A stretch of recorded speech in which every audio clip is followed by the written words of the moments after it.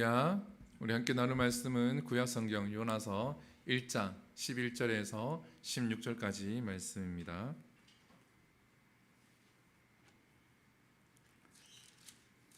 요나서 1장 11절에서 16절까지 말씀입니다.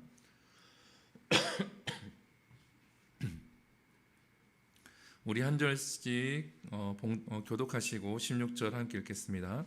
제가 먼저 읽겠습니다. 바다가 점점 흉흉한지라 무리가 그에게 이르되 우리가 너를 어떻게 하여야 바다가 우리를 위하여 잔잔하겠느냐 하니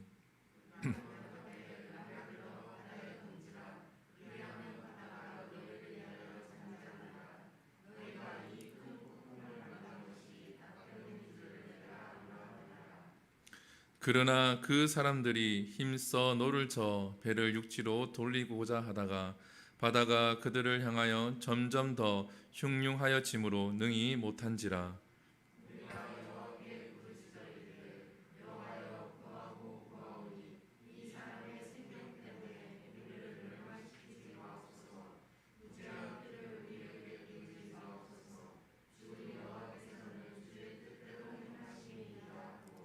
요나를 들어 바다에 던짐에 바다가 뛰노는 것이 곧 그친지라. 그 사람들이 여호와를 크게 두려워하여 여호와께 제물을 드리고 서원하였더라. 아멘. 할렐루야. 네, 정직한 그리스도인이라는 제목을 가지고 말씀을 함께 나누겠습니다.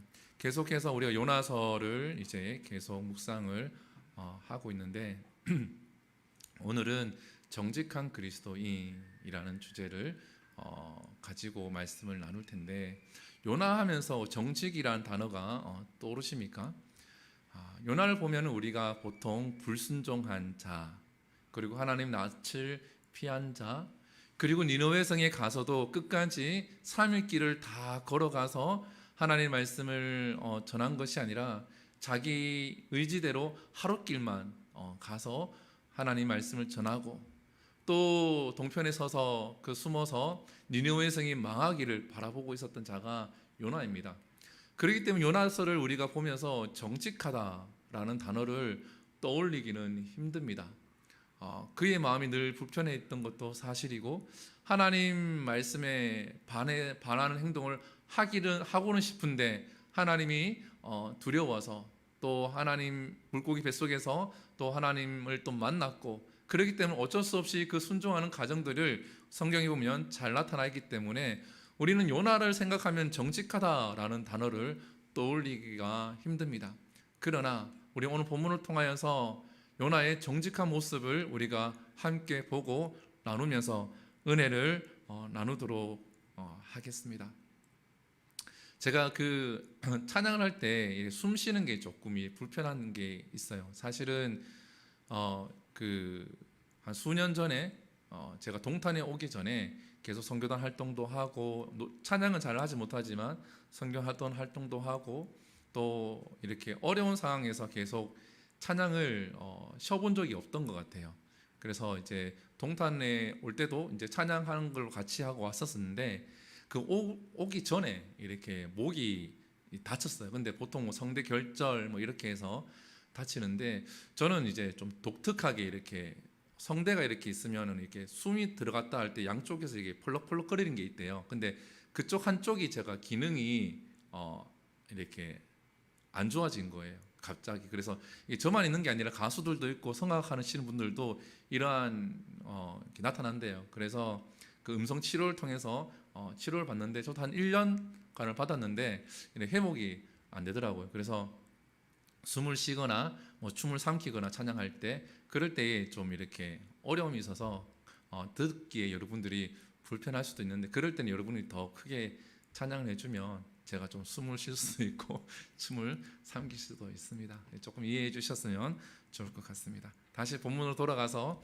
오늘 본문에 보게 되어지면 이 요나가 배를 타고 도망을 가다가 풍랑을 만나게 되어지죠. 스페인으로 사실은 도망가는 거잖아요, 그죠?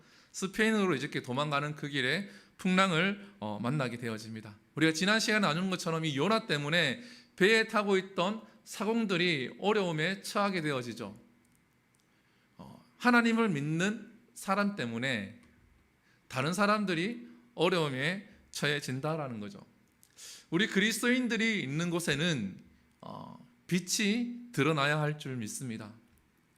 교회가 있는 곳에는 빛이 있어야 합니다. 그리스도인이 있는 곳에는 화평과 평화가 있어야 합니다. 그런데 우리가 잘 아는 것처럼 교회가 있는 곳에, 그리스도인이 있는 곳에 화평과 평화가 빛도 있기도 하지만 그렇지 못한 경우가 많이 있죠. 제가 금요철학 때는 저희 아버님 이야기를 잠깐 했었는데, 저희 아버님하고 이제 정가홍 목사님하고 좀 친하시거든요. 저도 이제 정가홍 목사님하고 몇 번 이제 만나보기도 하고 이야기하기도 하고, 개인적으로 만나서 이야기할 때는 아기 같으세요. 아기. 순수하세요. 순수하신데, 제가 이번 주에 이제 어떤 뉴스를 통해서 정가홍 목사님 이야기를 듣게 되어집니다. 개인적으로 1대1에 만났을 때는 좋으신 분이시고 성령 충만하신 분이시고 훌륭한 분이시고 지금 누구도 하지 못한 일들을 하려고 애를 쓰시는 분이 맞아요. 근데 늘 정가홍 목사님 이야기를, 소식을 전해 들을 때마다 마음 한쪽 편에서는 조금은 목사님이 이러한 부분에서 조금은 더 한 번 더 생각을 해주셨으면 어떨까 하는 부분들이 있어요. 이번에도 그 뉴스에 난 부분이 정가홍 목사님이 이제 아들이 있어요. 아들한테 이제 목회직을 물려주려고 하는 거죠. 물려주려고 하는데 대외적인 부분에서도 다 지금 이제 아들이 전도사인데 이제 다 이렇게 아들에게 해주려고 해요. 제가 여러분들에게 과거에 제가 한번 제 의견을 밝힌 적이 있는데, 저는 세습이라는 단어가 좀 그렇긴 한데 이 부분에 대해서 조금은 다른 생각을 가지고 있거든요. 물질적인 부분만 바라본다 그러면, 세상 사람들이 공격하는 이유가 물질적인 부분만 바라보게 되어지면 분명히 나쁜 것이라고 할 수가 있죠. 그런데 우리가 어떠한 부모가 어떠한 일을 했을 때에 이것이 내 자녀를 통해서 이어지기를 바라는 부분들이 있잖아요. 자녀들이 이걸 배워서 이러한 부분은 이어졌으면 좋겠다. 직업뿐만 아니라 부모가 가지고 있는 훌륭한 생각들, 특히 우리가 가지고 있는 신앙은 자녀들이 이어갔으면 좋겠잖아요. 그죠? 좋은 것은 자녀가 이어서 신앙생활하고 하나님 자녀로 살았으면 한다라는 거죠. 나쁜 것은 물려주기 싫다라는 거죠. 근데 그건 눈에 보이는 게 아니잖아요. 근데 세상 사람들은 교회에서 그 아들이나 사위가 목회직을 이어받게 되어지면 그 교회가 규모가 있고 재정적으로 탄탄하고 그러면 이 물질적인 부분을 바라보면서 대가 없이 그 아들이 누린다고 생각을 하죠.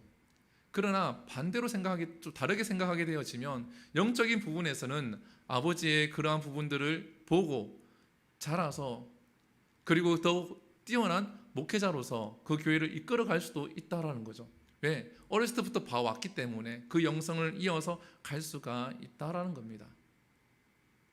저희 아내가 그런 케이스가 되겠죠. 그죠? 어머니가 사모님이고 아버지가 목사님이니까 그 모습을 보고 사모로서 그 일을 감당을 하고 있는 거잖아요.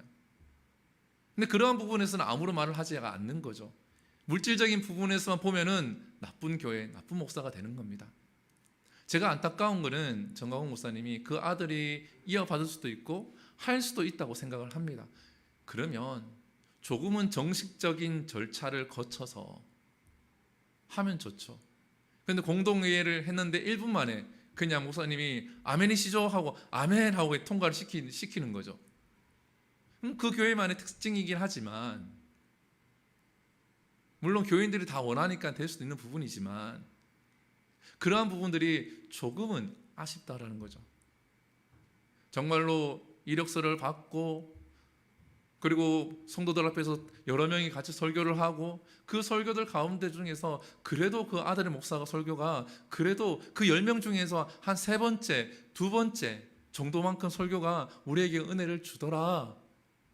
그래서 고민하다가 이왕이면 목사님 아들 우리 이렇게 설교를 하시고 영성도 있으니까 했으면 좋겠다 뭐 이런 식으로 해서 많은 사람들이 누가 봐도 인정할 수 있는 그러한 절차를 밟고 하면은 좋겠다라는 거죠. 그러면 교회가 빛이 되지 않겠습니까? 공정하고 투명한 부분들이 드러나야 된다라는 거죠. 그러면 세상 사람들이 보았을 때 교회는 교회 본만을 가지고 저렇게 하는구나. 우리가 새벽에 말씀을 나누고 있고 또 수요일도 말씀을 나누고 있지만 사도 바울이 잡혀서 고문을 당하고 잡혀서 이동을 합니다. 그런데 유대인들은 바울에게 죄가 있다라고 판명을 하지만 로마 법에 의해서는 바울에게는 잘못이 없다라고 계속 판결이 난다라는 거죠. 왜? 유대인 법과 로마 법이 다르기 때문에. 그래서 그 로마 사람들이 그 유대인 법을 인정을 해주죠. 그러나 나중에 바울이 죽게 되어집니다. 예수님도 마찬가지죠. 예수님에게 죄를 찾지 못합니다. 그러나 유대인 법에 의해서 예수님을 죽이게끔 하는 거죠. 죽게끔 한다라는 겁니다. 그리스도인이 있는 곳에, 교회가 있는 곳에 빛이 있어야 되고 빛이 드러나야 할 줄 믿습니다. 하나님이 드러나야 할 줄 믿습니다. 교회가 세상 사람들 보기에 교회만은 법을 가지고 교회만의 규칙을 가지고 공정하게 바르게 교회가 성장해 나가고 그 일들을 감당하면 세상 사람들은 손가락질을 할 수가 없다라는 겁니다. 그런데 교회가 그리스도인이 세상 속에서 불법을 저지르고 악을 행하기 때문에 정직하지 못하기 때문에 손가락질을 받게 된다라는 거죠. 오늘 본문을 보게 되어지면 등장을 하죠. 12절을 보게 되어지면 이 요나가 어떠한 대답을 하는지 우리 한번 같이 볼까요? 읽어봅니다. 시작. 그가 대답하되 나를 들어 바다에 던지라. 그리하면 바다가 너희를 위하여 잔잔하리라. 너희가 이 큰 폭풍을 만난 것이 나 때문인 줄을 내가 아노라 하니라. 아멘. 지금 요나가 나 때문인 줄을 내가 아노라 하니라 라고 지금 이야기를 하고 있죠. 제비를 뽑아서 요나가 당첨이 된 겁니다. 그때 당시에는 지난주에 설명한 것처럼 신들의 뜻을 묻기 위해서 제비를 뽑는다고 했죠. 하나님의 뜻을 묻기 위해서 제비를 뽑았다라는 겁니다. 그런데 사공들은 하나님을 믿는 자들이 아니라는 거죠. 사공들이 제비를 뽑았기 때문에 요나는 의견을 제시할 수가 있다는 거죠. 나 때문에 이 제비 뽑기를 내가 인정하지 못하겠다. 이 제비 뽑기는 공정하지 못하다. 이것은 하나님 뜻이 아니다. 다시 뽑자라고 의문을 제기할 수가 있고 자기 의견을 피력할 수도 있고 자기가 아니라고 발뺌할 수도 있다는 겁니다. 그런데 지금 요나가 나 때문인 줄 내가 아노라라고 하고 정직하게 이야기를 하고 있다라는 겁니다. 사랑하는 성도 여러분, 우리는 정직해야 됩니다. 근데 어떨 때 정직해야 됩니까? 내가 손해를 본다고 할지라도 정직해야 한다라는 거죠. 내가 손해보는 그 상황에서도 정직할 수 있어야 한다라는 겁니다. 내가 부끄러운 일을 당할 때라도 정직해야 한다라는 거죠. 우리는 부끄러운 일을 당할까봐 정직하지 못한다라는 겁니다. 내가 손해볼까봐 정직하지 못하다라는 거죠. 우리 가족이 피해를 볼까봐 내가 정직하게 못하겠다라는 겁니다. 내가 가족의 가장이기 때문에 내가 먹고 살아야 되기 때문에 직장에서 정직하지 못하게 살아간다라는 거죠. 학교에서도 마찬가지입니다. 학교 생활하면서 다른 학생들 다 마찬가지로 하는데 나만 피해 볼 수 없으니까 나도 저렇게 하겠다라고 하고 정직하지 않는 행동을 한다라는 거죠. 사랑하는 성도 여러분, 그리스도인들이 정직하게 살아갈 때는 내가 불이익을 당할 것을 각오를 하고 내가 손해볼 것을 각오를 하고 때로는 내가 그 정직 때문에 부끄러운 일을 당할 것을 각오를 하고 정직해야 할 줄 믿습니다. 그러한 것이 없는데 내가 정직하겠다. 그거는 누구나 할 수 있겠죠. 내가 정직함으로 이익이 생기고 내가 정직함으로 내가 드러나게 되어지고 많은 사람들이 박수 쳐주고 내가 정직함으로써 많은 것들을 얻게 되어지는데 누구나 정직할 수가 있죠. 근데 정직할 때 보면은, 정직하려고 하면은 좀 손해보는 것 같단 말입니다. 불이익을 당하는 것 같단 말입니다. 개인이 뒤처지는 것 같고, 도태되는 것 같고, 아웃사이더가 되는 것 같고, 때로는 아웃사이더가 되더라도, 외면을 당하더라도 정직할 때는 정직해야 될 줄 믿습니다. 교회의 부흥요, 대한민국의 영적 각성이 다시 일어나려고 하면 무엇이 필요한 줄 아십니까? 바로 교회마다, 목회자마다 정직이 회복이 되어져야 합니다. 교회가 손해보더라도 정직해야 되는 거죠. 목사가 부끄러움 당할지라도 정직할 때는 정직해야 되는 겁니다. 목사가 실수했으면 실수했다고 이야기해야 되는 거예요. 때로는 목사가 잘못 생각했을 때는 내가 잘못 생각했다고 밝힐 수도 있어야 된다는 거죠. 사람이기 때문에 실수를 한다는 거죠.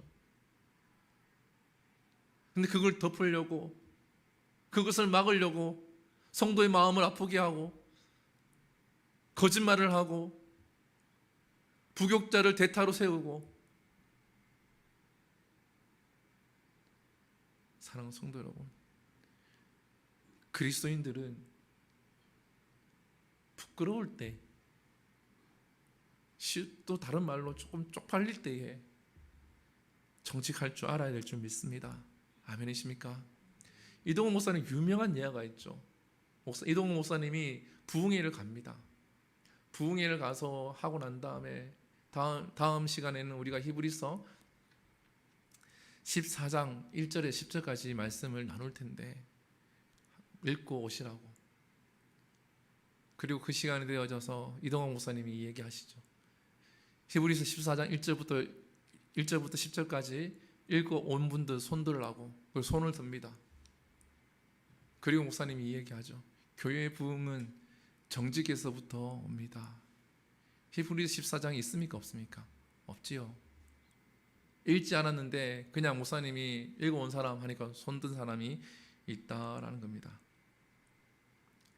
사랑하는 성도 여러분, 이 시대를 사랑하는 크리스찬들에게 회복해야 될 것 중에 하나가 바로 정직이라는 거죠. 그리고 이 정직이 한 번으로 끝나서는 안 된다라는 겁니다.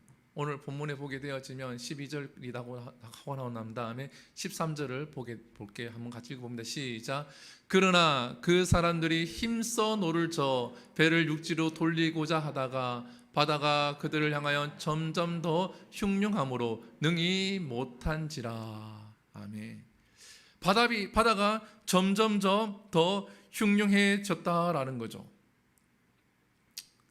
근데 어떻게 되어집니까? 15절에 보게 되어지면 이렇게 되어졌죠. 같이 읽어봅니다. 시작. 요나를 들어 바다에 던짐에 바다가 뛰노는 것이 곧 그친지라. 아멘. 여기서 보면 우리가 독특한 부분을 하나 볼 수가 있습니다. 요나가 정직하게 시인했음에도 불구하고 이 폭풍이 더욱 거세졌다라는 거죠. 우리 그리스도인들이 손해를 보면서 정직해졌는데, 부끄러움을 당하면서 정직해졌는데, 사태가 안정이 되어져야 하는데 계속 일어난다라는 거죠. 교회에서 분란이 일어나서 그것을 해결하기 위해서 정직하게 하고 모든 것을 다 밝히고 했는데 그것이 잠잠해지지 않는다라는 거죠. 더욱더 교회가 혼란스러워지고 내가 있는 공동체가 어려워지고 힘들어지고 있다라는 거죠. 내가 정직하게 했는데 그 정직이 먹혀들지 않는다는 거죠. 그럼 우리는 어떻게 해야 합니까? 그럼 우리는 어떻게 해야 될까요? 계속 정직하게 나아가야 합니다. 단회적인 정직이 아니라 한번 정직하고 끝나는 것이 아니라 그 공동체에서 내 삶 속에서 그 정직이 이어져 가야 한다라는 거죠.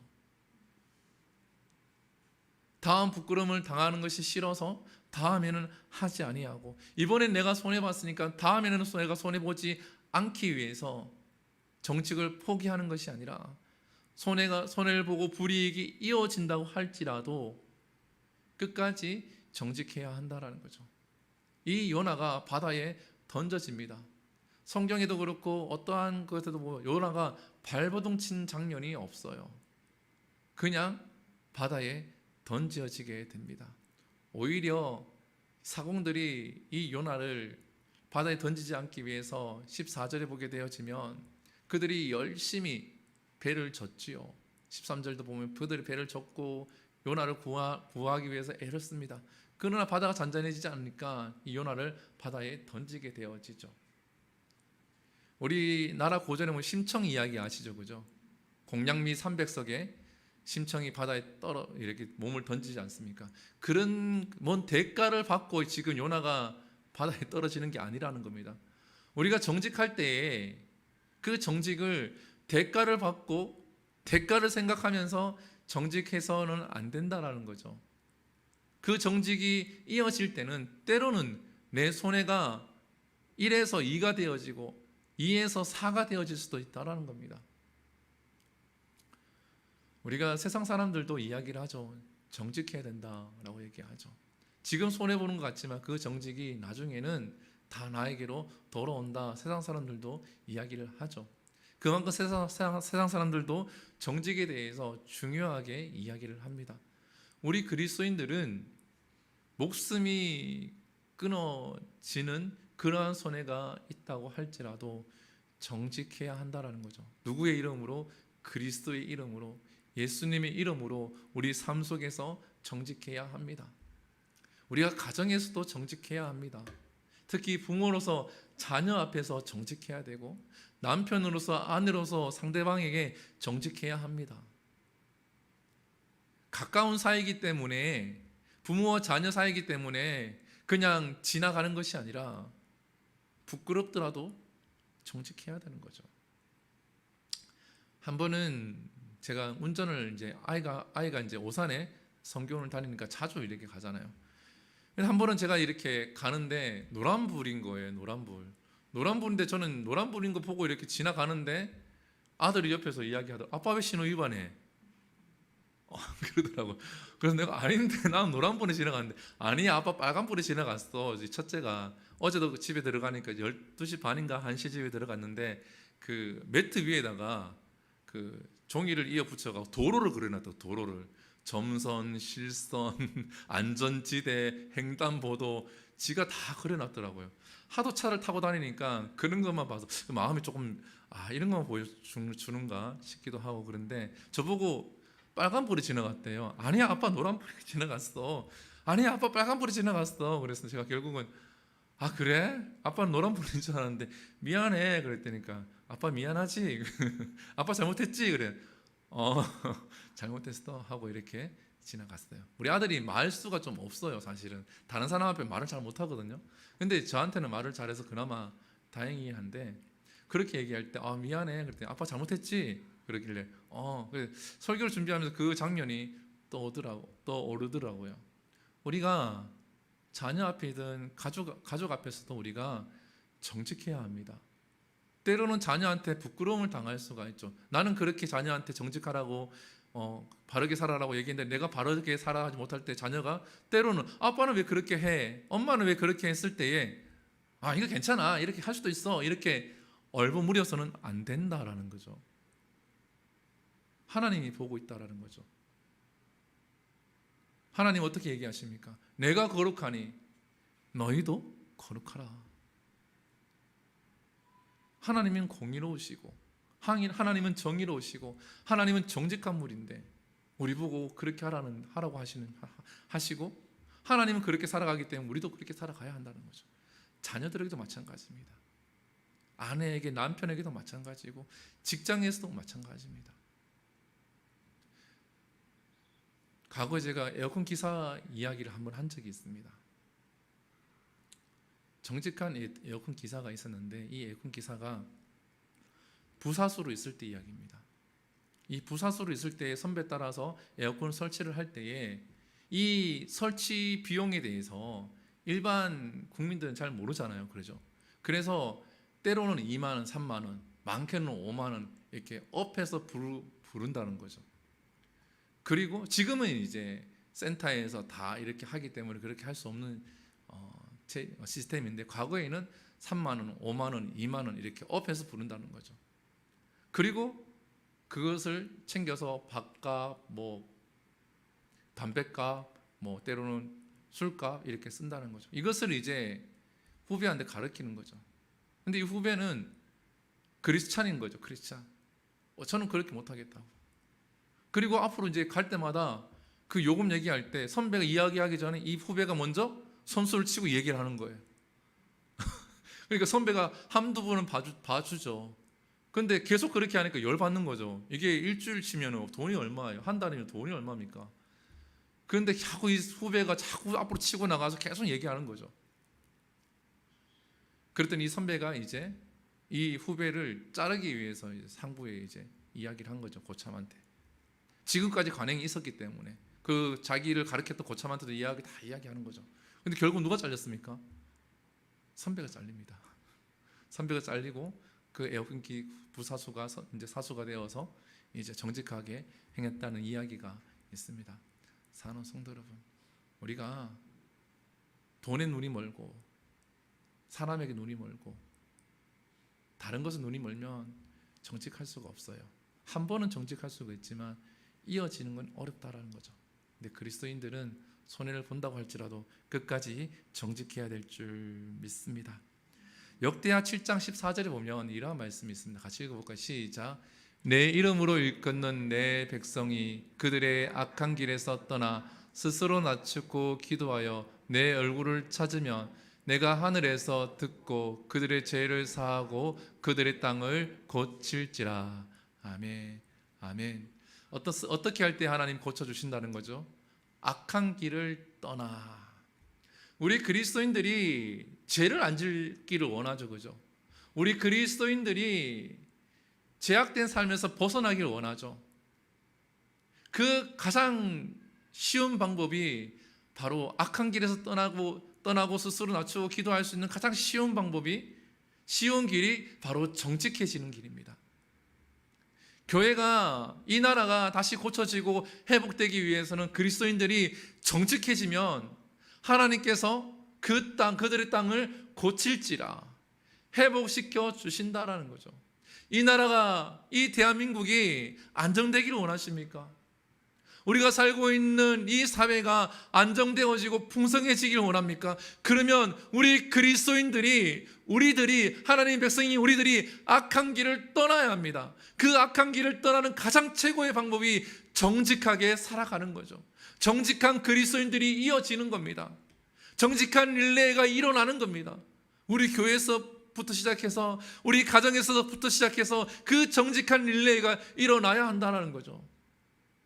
그럴 때에 이 사회가 하나님이 변화시키고 고쳐 주실 줄 믿습니다.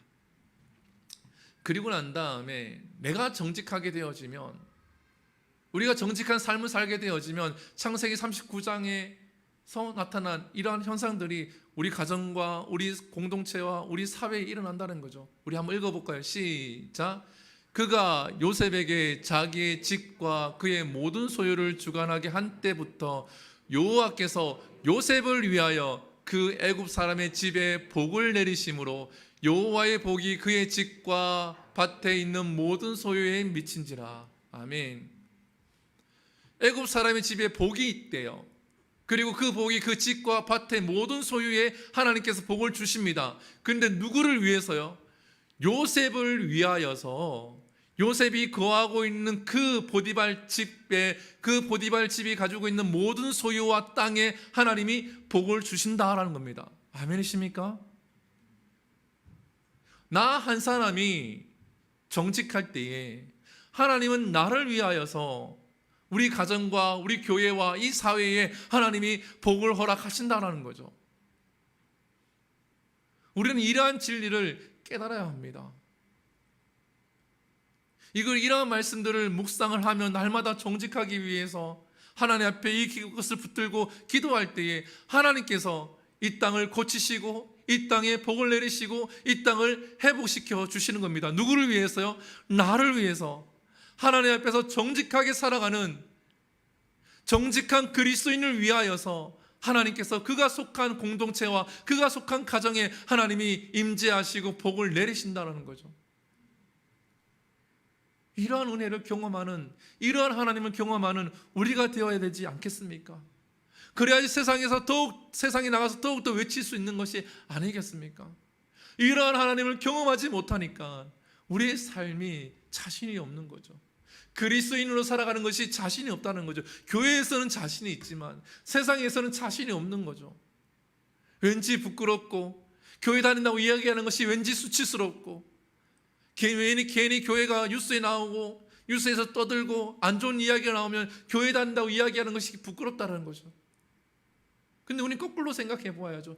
뉴스에서 교회에 대해서 안 좋은 이야기가 나올 때 내가 바르게 정직하게 살아가면서 그리스도임을 드러냈을 때에, 아, 저 사람은 교회에서 이 뉴스에 나오는 그 교회랑 다른 그리스도인이고 교회에 다니는 사람이구나라고 그 사람들이 인정을 해준다는 거죠.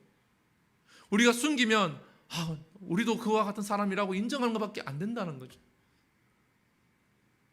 제가 코로나 때 가장 많이 했다면, 코로나 때문에 뭐가 안 된다라고 이야기하지 말자라고 제가 많이 이야기했습니다. 하나님은 코로나보다 크신 분이고 하나님은 코로나보다 강하신 분인데, 코로나 때문에 뭐가 안 되고 이렇게 얘기하지 말자라는 거죠. 코로나의 영향이 있긴 하죠. 그렇지만 코로나 때문에 교회가 어려워지고 교회가 망하고 이렇게 얘기하지 말자는 거죠. 그럼 결국은 하나님이 코로나에게 지는 것밖에 더 되겠습니까?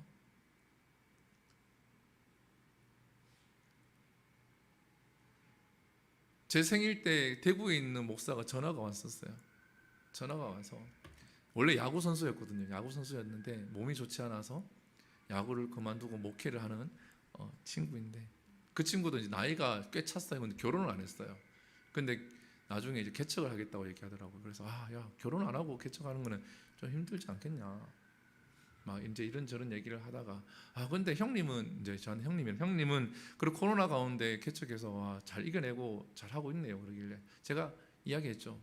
코로나가 아니어도 마찬가지고 코로나여도 마찬가지고 똑같을 거야. 근데 왜 코로나 때문에 자꾸 그런 얘기 하지 말자.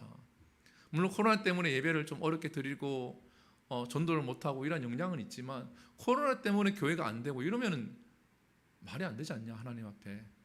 그 친구가 굉장히 글도 잘 쓰고 굉장히 좀 이렇게 그런 쪽으로 뛰어난 친구거든요. 그렇게 얘기했더니 하면서 얘기하더라고요. 그래서 그런 얘기를 좀 한참 나누었는데, 사랑하는 성도 여러분, 우리가 믿는 하나님은 약하신 분이 아니십니다. 아멘이십니까? 코로나보다 약하신 분이고 코로나보다 작은 분이 아니라는 거죠. 로마서 5장 18절 19절 한번 같이 읽어볼까요? 시작. 그런즉 한 범죄로 많은 사람이 정죄에 이른 것 같이 한 의로운 행위로 말미암아 많은 사람이 의롭다 하심을 받아 생명에 이르느니라. 한 사람이 순종하지 아니함으로 많은 사람이 죄인 된 것 같이 한 사람이 순종하심으로 많은 사람이 의인이 되리라. 아멘. 예수님에 대한 이야기죠, 그죠? 그리고 아담에 대한 이야기입니다. 근데 여기에 등장하는 것이 무엇입니까? 한 사람과 많은 사람이 등장을 합니다. 한 사람의 불순종으로 인해서 많은 사람이 죄인이 되었지만, 한 사람의 정직과 그 순종으로 인해서 많은 사람이 의롭게 되었다라는 거죠. 한 사람을 통하여서, 한 사람의 그 정직 때문에, 그 한 사람의 그 순종 때문에 많은 사람이 의롭다라고 된 거죠. 여러분들, 우리가 전도지를 들고, 우리 지금 전도도 하고 있지만 전도지를 들고 아파트에 가서 집집마다 문마다 꽂고 거리에 나가서 전도지를 전해주는 것만 전도가 아니라, 나 한 사람 때문에 주변에 있는 사람들이 하나님을 보게 되어지고 교회를 알게 되어지고 복음의 글자를 듣게 되어지면 그 사람들이 하나님을 믿고 의롭다 함을 입게 되어지는 겁니다. 아멘이십니까? 우리는 이러한 삶을 살아야 하는 거예요. 정직한 그리스도인. 세상에서 정직을 외치지만 교회에서 외치는 정직은 조금 더 다르죠. 이제 말씀을 할까 합니다.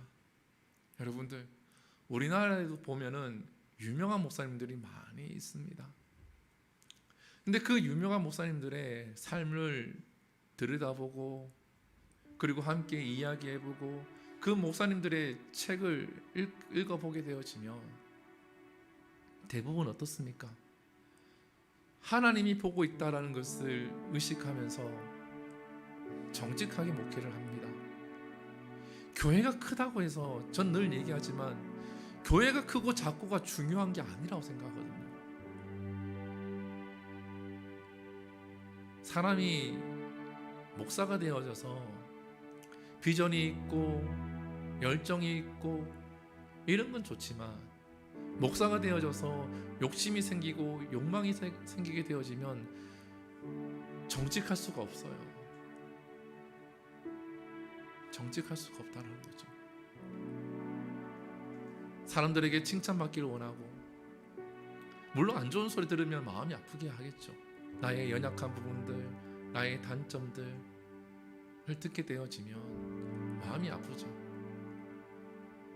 근데 그렇다고 해서 정직을 버려서는 안 된다는 거죠. 제가 개척하기 전에 처제가 선물해 준 책이 하나 있어요. 개척하기 전에 읽어야 될 책 하면서 그게 미국에 있는 목사님이 이야기의 책인데 개척을 미국에서는 어떻게 했고 어떠한 방법으로 하고 뭐 이런 이야기들이 많이 적혀져 있어요.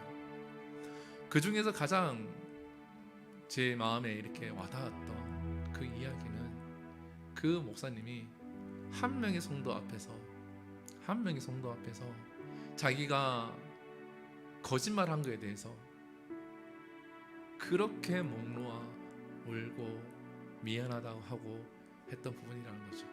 근데 그 목사님이 그 책에 나오는 그 목사님 교회가 큰 교회가 되거나 많은 사람을 알아주는 교회가 된 건 아니죠. 근데 그 책의 내용이 보면은 그 목사님이 그 한 사람 성도를 놓고 자기가 거짓말한 것 때문에 그렇게 많이 울고 했을 때에 그 한 사람이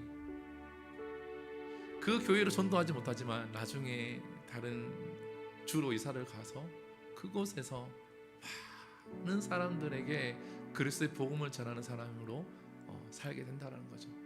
비록 교회는 커지지 않았지만 그 목사님의 그 정직함 때문에 그 성도가 하나님을 만나게 되어지고 그리고 복음을 전하는 자가 되었다는 거죠.